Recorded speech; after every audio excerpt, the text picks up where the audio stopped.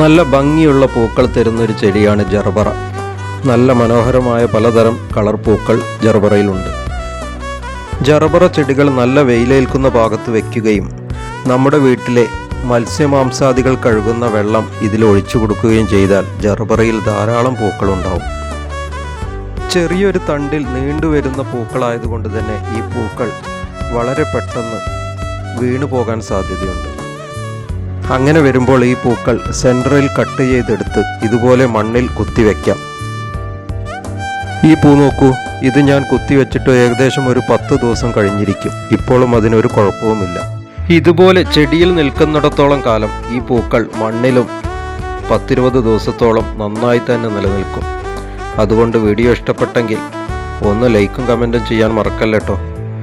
ഇനിയും സബ്സ്ക്രൈബ് ചെയ്യാതെ ആരെങ്കിലും കാണുന്നുണ്ടെങ്കിൽ എന്നെയും ഒന്ന് സബ്സ്ക്രൈബ് ചെയ്ത് കൂടെ കൂട്ടണേ.